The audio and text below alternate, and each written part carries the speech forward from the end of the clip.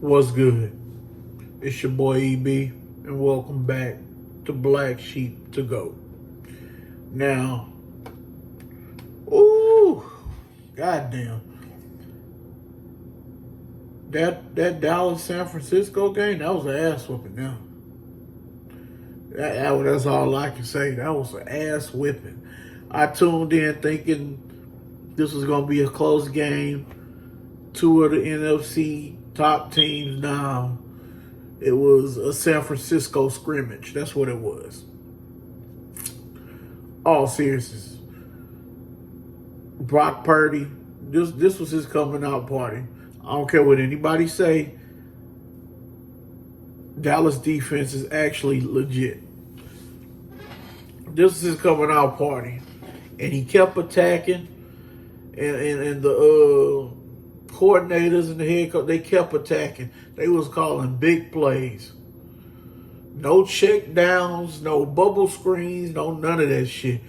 It's either they was gonna score or they was gonna score. That's literally what it was about. Because they scored damn near every time they touched the ball. First half, yes, was a little bit shaky. They still was up 21-7. If I'm correct. And just Dallas couldn't answer. They just basically played all damn near a perfect game. Yes, they gave up 10 points, but the defense played amazing. Fred Warner was running everywhere. They just was, you could say, reading their keys, doing their job. Now, another thing, what they did, they nullified Dallas' best defensive player, which was Michael Parsons.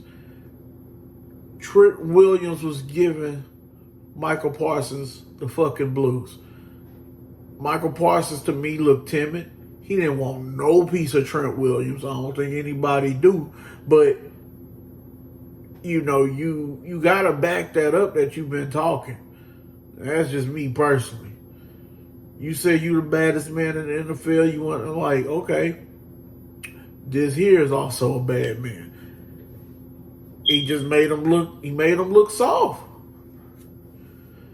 Yeah, Trent Williams make guys crumble all the time, but the way he made even everybody on that front seven, they didn't want to. That's why they was giving them big rushing yards. They not a good run defense team anyway. They more built for the pass and speed with Stephon Gilmore back there. But what? They couldn't stop them.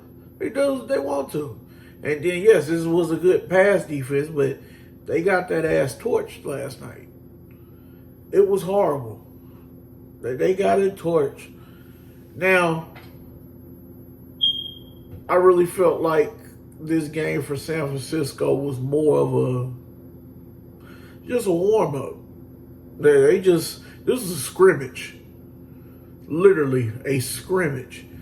And this game was really more for Dallas, and Dallas didn't show up.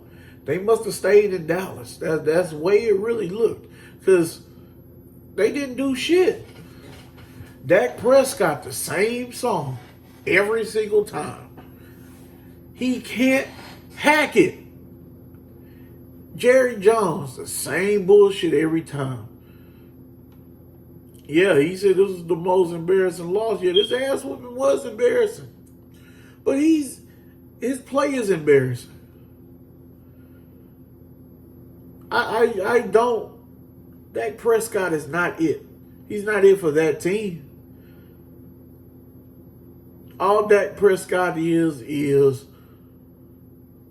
light-skinned black man Kirk Cousins. There's different levels of Kirk Cousins. And he is mid also just like Kirk Cousins because they have the same exact numbers from last year. He said he's going to throw 10 interceptions. Shit, he's at 4. I don't know how that's going to happen. That's damn near interception a game. That ain't going to cut it. And I believe Jerry Jones, like I've been saying before, Jerry Jones is the problem. just like Dak is the problem. And they refuse to get rid of anybody else instead of their golden boy Dak Prescott. They refuse to get rid of anybody else. Because if we just go down the list of the people they got rid of before they even attempted to get rid of Dak, or even rumor talks about getting rid of Dak, they got rid of Tony Romo because of Dak. Yeah, Tony Romo was on the back end. Yeah, cool. I felt like he had a couple more years left. They got rid of Dez Bryant before that. Dez Bryant was one of the top 3 receivers in the NFL at the time, and they got rid of him because they didn't like his interacting. They didn't like the way he talked. Yeah, you're supposed to be a good nigga for Dallas. And I don't like the Dallas Cowboys, and I say this, but they don't make decisions to even help themselves out. They got rid of Amari Cooper before that. If I was correct, he was top 10 in receptions one year. And he was one of the reasons they was even any good when Dak was a rookie, if I'm correct. They got rid of Ezekiel Elliott before that, which is crazy because Ezekiel Elliott got the same numbers as some of the historically good running backs. You can look it up yourself. He got some of the same numbers. Now, we talk about the coach, and they got rid of Jason Garrett, which was the problem. Rob Ryan, which was the problem. They got rid of Wade Phillips, which was the problem. And that's really just the surface of what I can name and what I can remember without even doing any Google searches or anything. I wouldn't notice if it wasn't on ESPN and Bleacher Report every fucking day. They get rid of everybody else instead of the problem. Dak is the problem.